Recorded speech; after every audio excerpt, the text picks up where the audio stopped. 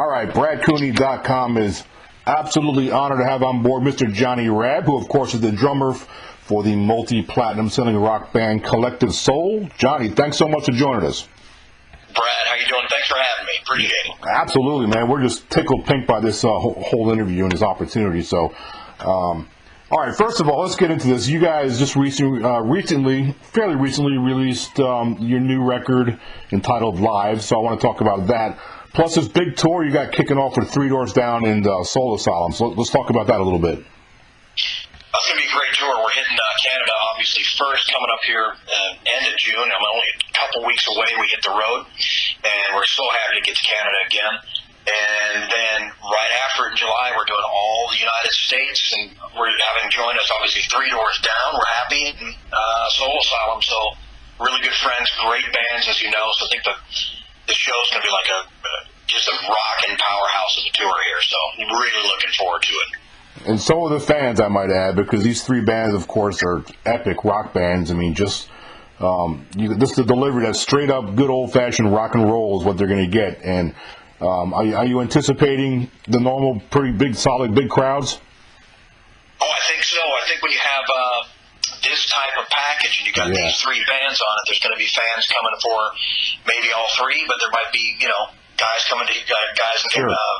Ladies and gentlemen coming to see everything. And I really believe that these, amphitheaters and different things are going to be packed in pretty good. When we did this last time with 3 Doors in Chicago at Ravinia and stuff, it was definitely packed up on the lawn and everything. So I think this lineup is going to bring them in, and we're excited about that. Come on out. We want you to come in. I don't have any doubts myself. I just threw the question out there because, I mean, obviously, all 3 bands speak for themselves. I mean, huge followings, tons of records sold, so there's no reason why they won't be packed out everywhere. You know what I was reading I was going through some bio information, and I can't believe it's like almost 25 years for you guys. Talk about that a little bit. Well, it's been unbelievable for the band, so I'm on the beginning of my 7th year, but about Collective Soul, 25 years coming up next year. And, even in my early Nashville days as a tour drummer and obviously musician, I knew about them right when they started. So, I was like, this is a different and original and innovative sounding band. So here they are 25 years later.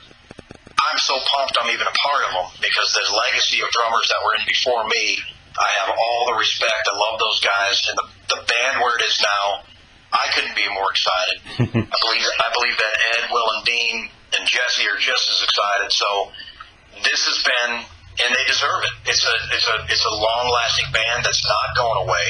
We're going to continue to rock as long as we can. I know I'm in it for forever. So this is a exciting moment, and this next year coming up marks a massive milestone, and I just hope people can realize, and again, remember me being starting the 7th year, I'm saying it as the beginning fan of the guys, a professional musician. Yeah.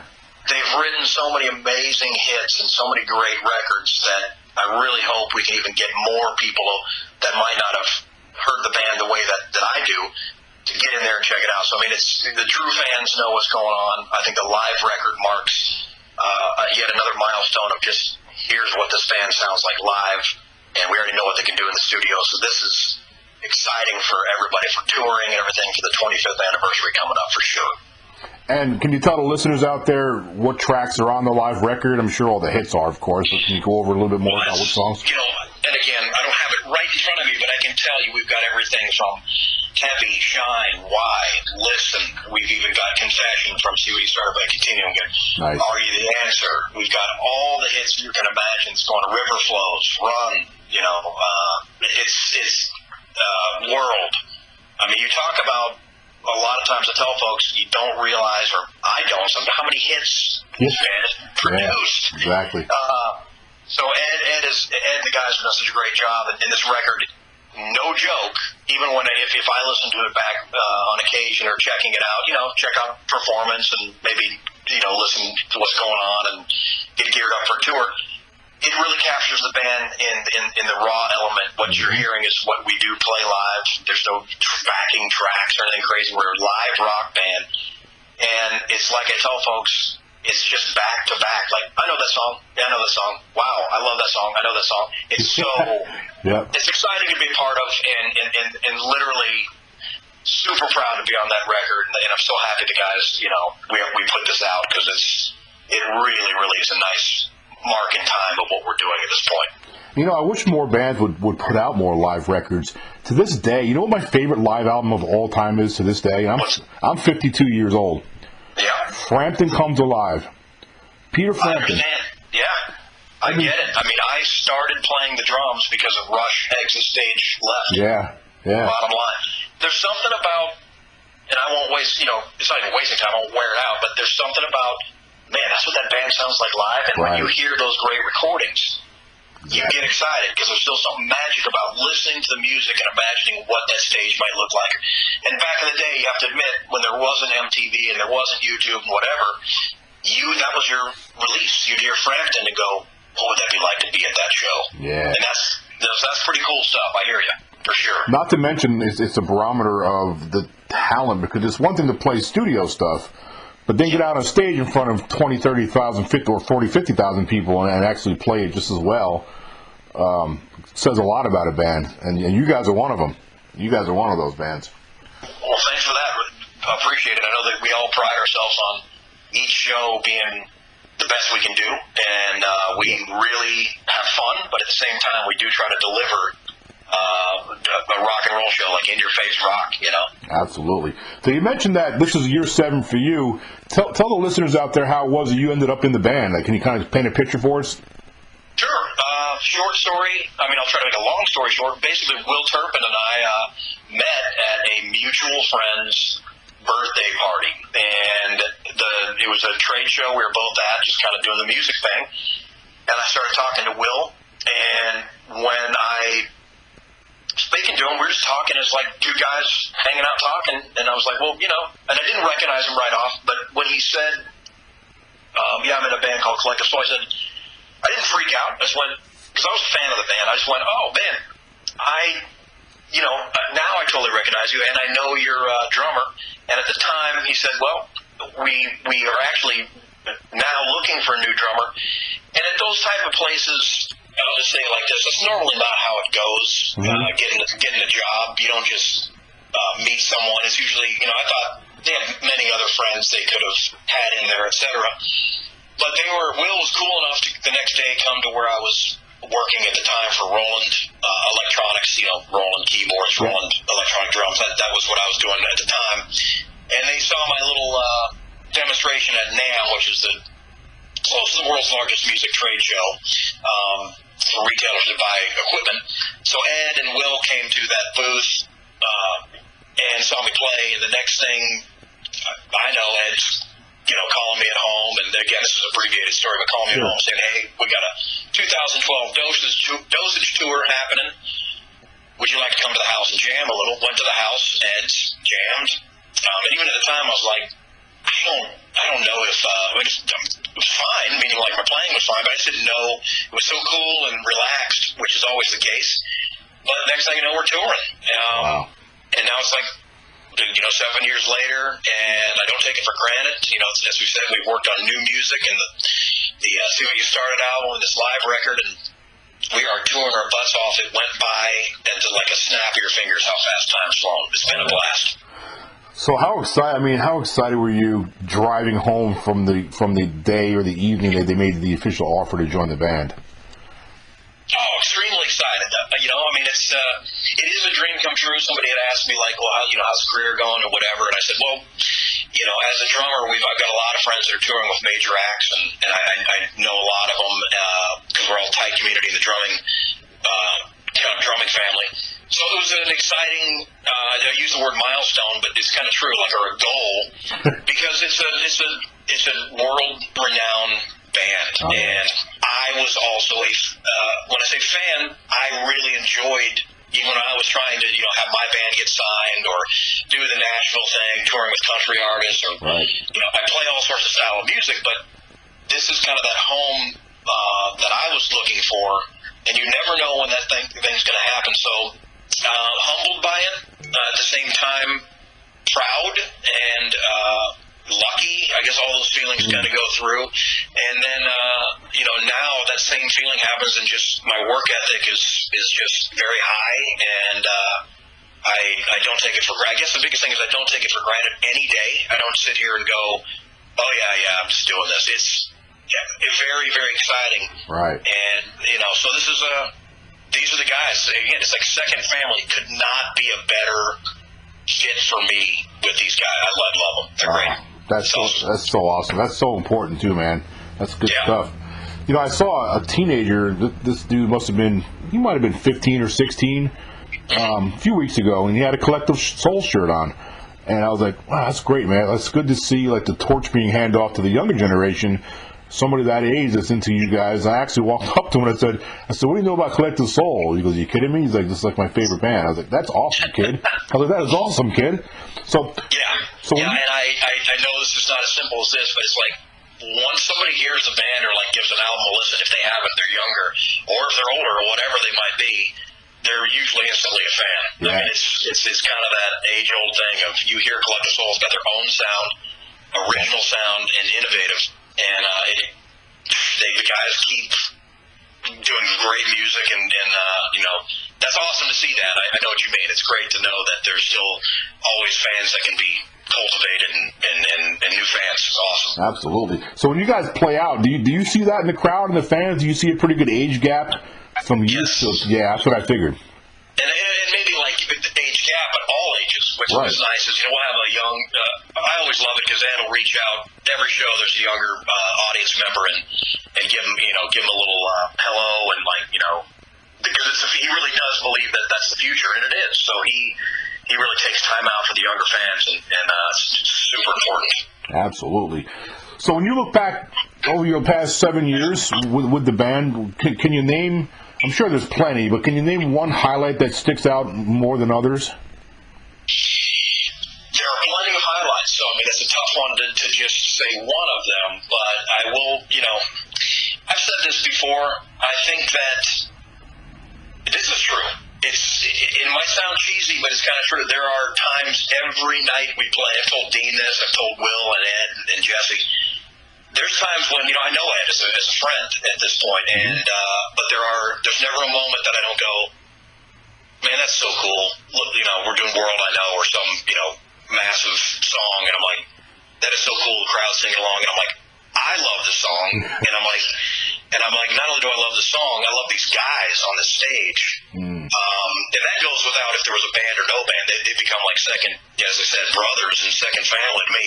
So I will say that those highlights, as I said, are nightly when I go, look at it, this is a really cool reminder. I am playing with Collective Soul, man. I get lost sometimes in it. I can actually hear what we're playing and go, hey, all right, we're kicking rear here, kicking it, and all of a sudden I'm like, man, that's Ed right there.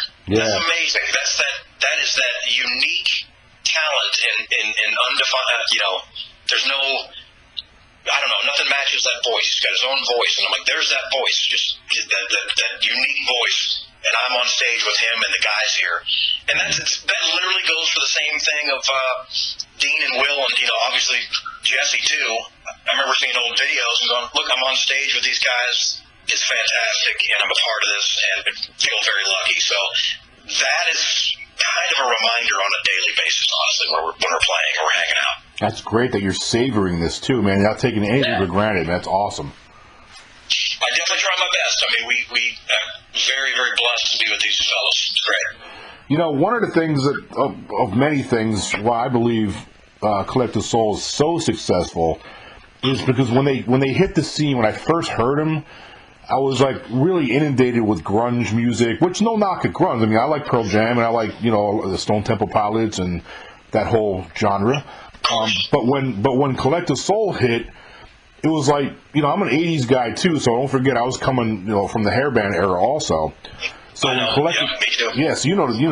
So when Collective Soul hit, it's almost the same. I had the same impact on me as when I first heard Three Doors Down. It was just back to the. When I say basics, I don't mean this as a slight. Just back to the basics of just in your face, good kick-ass rock and roll. And I think the fans really, really gravitate to that. Well, the guys are all late 70s, '80s or 70s, '80s guys here. Like you just said, and it did get brought back. It was a refreshing sound, and of course, there's no disrespect to grunge era. Right. I love it as well. But what a cool shift! Yeah. I literally remember when the Shine video came on. I was at my house in California, at my folks, watching MTV, kind of still trying to get my career off the ground after college, and going, that's interesting. It's got a total heavy riff, but it's still got like a super groove, drum part, and just, in other words, it had I thought it was way different than just, you can't just say it's grunge. It was collective soul. It was a whole different sound. So they made their own sound, and it's unmistakable. And I had the same, what you just expressed with Shine, I had the same exact as you would Shine, but also when I first heard Kryptonite by Three Doors Down. Yeah. Same thing. Yes. Yeah, I totally agree. Yeah. It's something that is new as opposed to just following. Yep. So I give Ed and the guys complete props for not just following anyone. They kind of carved their own path. They should call this the Peanut Butter and Jelly Tour, because you guys in Three Doors Down are like the perfect headliner. At first I didn't know what you meant, but I totally get it. We fit perfectly together like that sandwich. So, and you had Soul Asylum in there too, and it's just... exactly. I'm glad you brought that up, because Soul Asylum, although they may not have as many hits, but those guys, they mean business. They're a great band. I like a lot of their songs. We sat side stage and watched Soul Asylum at a festival in Canada, and it was brilliant. So, and it's the same thing. I got to be honest. You start listening, and you go, they did that one. Right. It's packed. We got some songs coming folks' way, I think, this summer.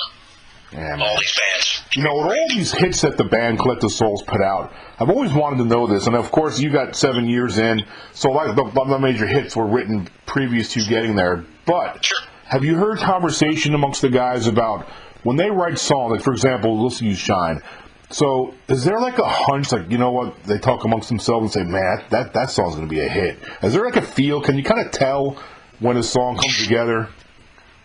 You know what? I don't want to speak out of school here because I don't actually know the reality if they think it's going to be a hit. I know that there's the story from what I've heard about Shine is that was literally a demo that Ed did, and Dean took to the radio station, and it got airplay, and they were touring clubs in a 15-passenger van, or maybe even less van, of their family van, and it just got major recognition from college radio, I believe. Again, these might not all be facts, but the bottom line is the guys were just playing rock. The guy was writing and producing and engineering, and put the band together kind of almost after the song started getting recognition, and they were, before they knew it, touring with Aerosmith. I mean, it was like, again, I know that you had the Aerosmith and Van Halen early tours.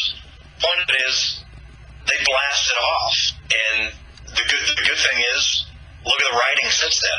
Yeah. It's been amazing. So I don't know if I'm just going to say, I think it's probably impossible to plan a hit, but I will say this. I've told my friends and family, it's amazing to watch Ed just ride on acoustic guitar, because you're like, nothing, I've never heard him do one thing, and I'm like, I don't really know what that's about. Everything he's done, or in the bus, or in the green room, or whatever, or hanging out at his studio, I'm like, dude, that sounds fantastic. It's very catchy, great hook, and I not the best. I play, keyboards and guitar some, so I do know music and whatever, and it's like, I'm no, connoisseur, but when Ed writes, it's no joke. That dude is a prolific writer, period. Yeah, and I will say this, so are the other dudes. Yeah. We all have our thing. I mean, Will just released his solo album, Serengeti Drivers. Dean released Magnus and Ghost, third record. It's all awesome, but when it comes down to the Collective Soul sound and everything like that, these guys got a magic energy that, as I said, it's unmistakable when you hear it. And it's obviously, the proof is in the pudding with the band. I mean, so many great songs. And speaking of great songs, is there one particular song when you guys get on stage? Do you have a favorite that you like to drum to? Is there a favorite one you have the most fun playing drums on? For sure. I said earlier about the kind of the question of like, you know, the favorite moment. There are many that I really enjoy, and but I will say, I always loved what the guys did with Shane Evans in the studio with December with the snare, just the snare sound they grabbed in the studio, and very, very good groove on December. I love playing that song, and when I heard it on the radio in Nashville in my younger or later 20s, I was like, "What is this tune?" You know, there's no switching the channel on that one. It's like that song's staying on, and that's one of my favorites. And of course, this is real when I say this. When he writes, the guys write the set list, or Ed figures out what set list we want to do each night. There's never, even if it's from back catalog stuff, there's never a time where I'm like, I don't really know that song or like it. I really like the sound of all the music. So I gotta be honest, I'm having a blast. That's great. It's super fun. I'm just like giggly because I'm so happy for you to come into a situation. That's awesome. Yeah, man. Yeah. It's great. What about venues?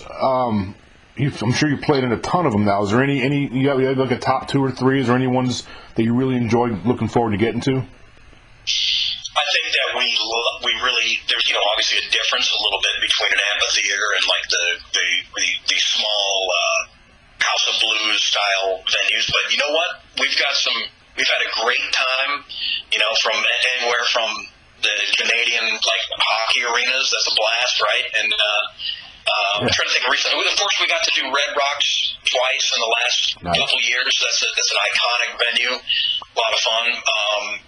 But then there's like, man, we did everything from that to small clubs.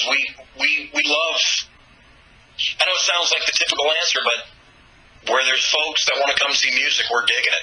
And sure, there's some ones that stick out, like I said, but as soon as we start playing, it's pretty good. It doesn't matter where we are. Yeah, you close your eyes, it's the same effect, man. Just have fun with it.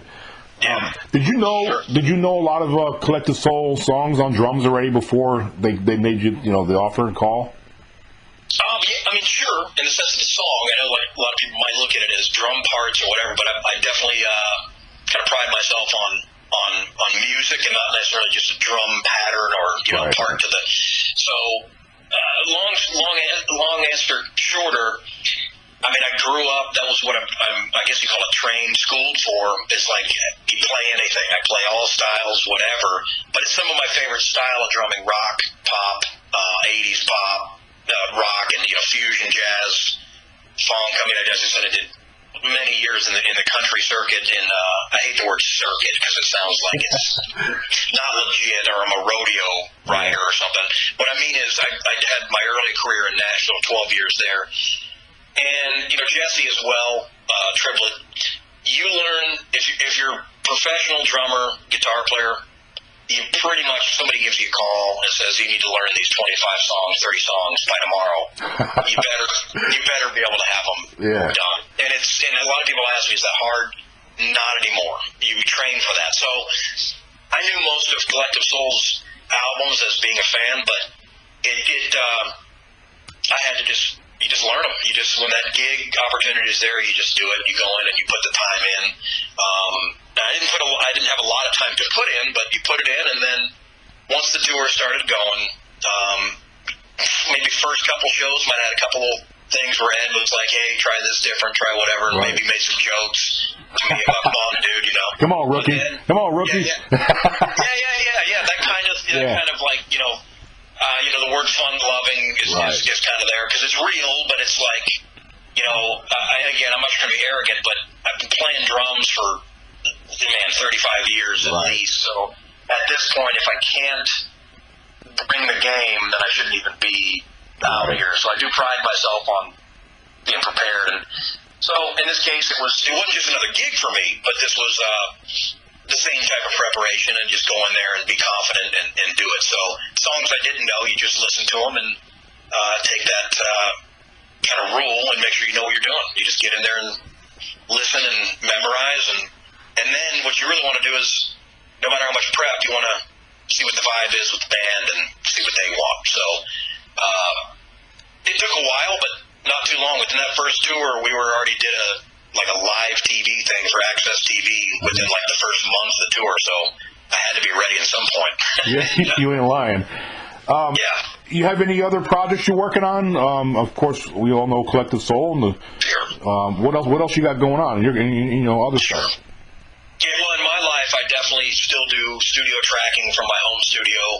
Here, I live in Indianapolis. My career path before, I had a drumstick manufacturing company. Yep. We had many, it's a long story, but we had like many artists in the past, and we're still working on that. It's going great. And I've got some educational books for drum set that I did before joining the band. And in the drumming community, there's a lot of things that are like drum clinics or touring, teaching drums.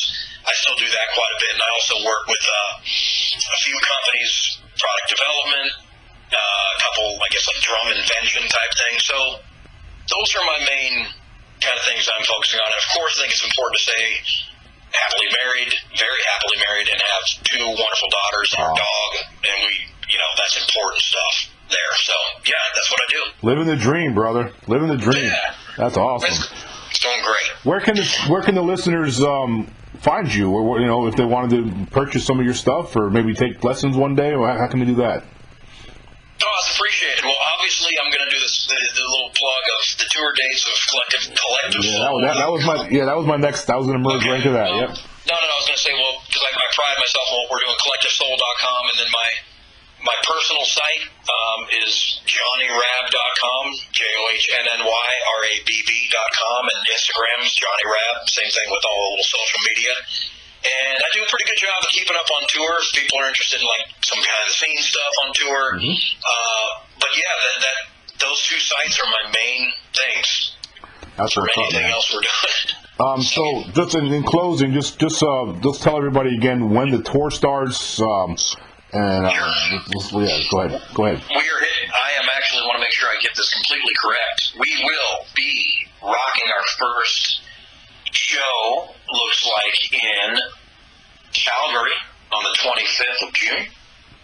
And then that will go ahead and keep rocking all the way through, and then we will all the way through September, the United States. So all those dates at CollectiveSoul.com. Massive summer tour with the other two bands, Three Doors Down and Soul Asylum. We're really looking forward to it. So please join us. There it is, folks. I'm sure they can get tickets like Ticketmaster and your major ticket seller places, I'm sure. Johnny, thank you, man. I really appreciate you doing this. Hopefully we can get back on the show, man, in the future. Well, I really appreciate it, Brad. Thanks so much for having me, and what a cool podcast. Thanks so much. Hi everybody, my name is Katrina Gray and you're listening to the Brett Cooney's podcast show, and that's the place where you can listen to all the cool podcasts. Enjoy!